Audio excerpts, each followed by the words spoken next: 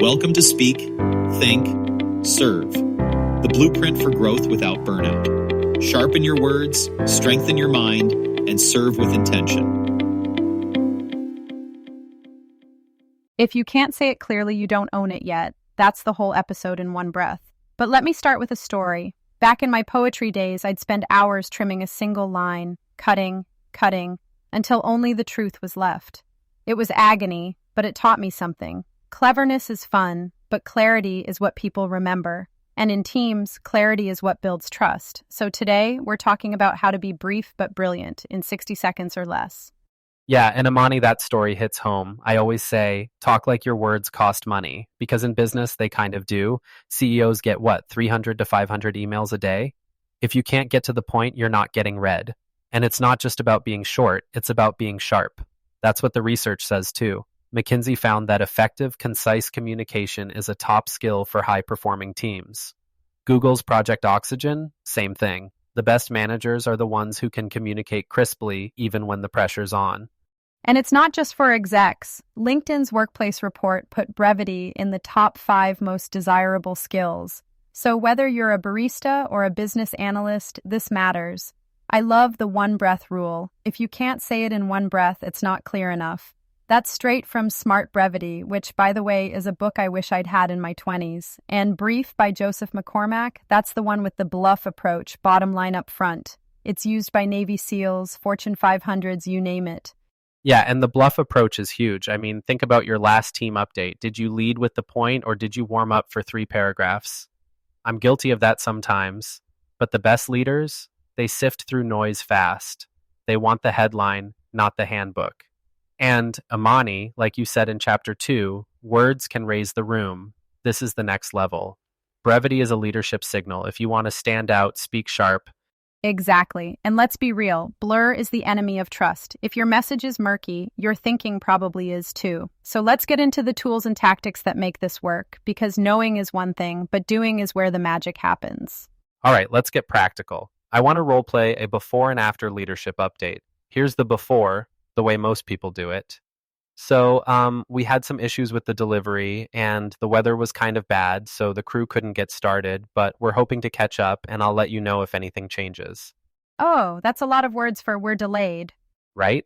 Now here's the after using the because, but, so formula. We're delayed because of late materials, but we've added an extra crew, so we expect to finish Friday instead of Thursday. That's it. No drama, just facts and solutions. That's the difference between good and great, and you can use that formula anywhere. Another one I love is the MAP method: message, audience, purpose. Before you speak, ask, what's my message? Who's listening? Why does it matter? It's like a mental checklist that keeps you from rambling.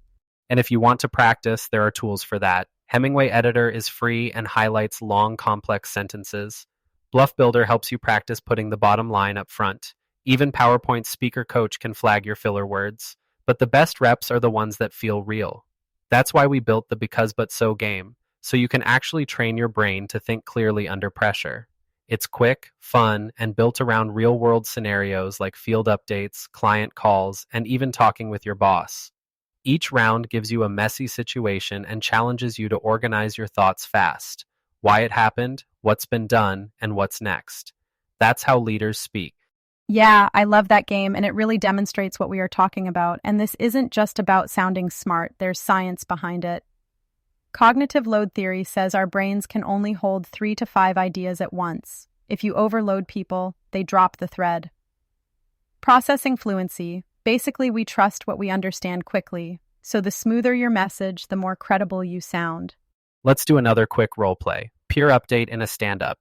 Yesterday, I finalized the lighting spec with the client. Today, I'm coordinating delivery, waiting on one detail from zoning.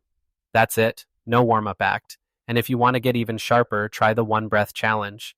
Can you explain what you do in one breath? For example, I help teams get clear so they can move faster and win more. Love it. Mine. I teach leaders to use language that builds trust and gets results.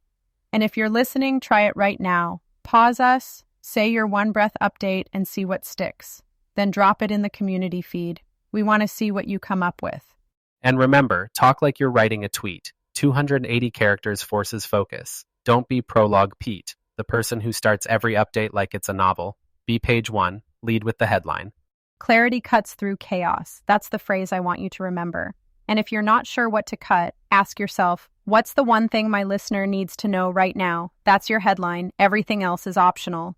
So, what do CEOs and leaders actually want? It's not just get to the point. It's get to the truth. Rambling signals you're not clear. Hiding behind fluff, that's fear talking.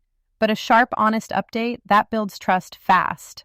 And they want the 10,000-foot view first. Give them the overview, then zoom in if they ask. Executives think in layers. If you start with the weeds, you lose them. Lead with altitude, then land the plane if they want details. Are you clear enough to be trusted? That's the real question. If your words are murky, your thinking might be too. Leaders listen for clarity as a sign of competence. And do you speak in headlines, not handbooks? We're delayed due to rain, but we're on track to recover. That's a headline. 5 paragraphs of weather drama? Nobody's got time for that. And can you deliver urgency without panic? Great leaders are calm under pressure, and they want the same from their team. Crisp talk is calm talk. And do you know the why behind what you're saying? Surface updates are common. Root cause clarity is rare. Be the one who connects the dots. And don't forget context. Tailor your message for who's listening. A CEO doesn't want a technician's workflow report, and a tech doesn't want a budget strategy. Context earns credibility. And always close with a clear next step or say, here's what I need, or we'll update by Friday. So here's your rally cry. Brevity is a leadership signal. If you want to stand out, speak sharp. Do the action steps, because that's where clarity becomes a habit. Share your one-breath update in the community and help someone else get better too. Let's rise by getting clear together.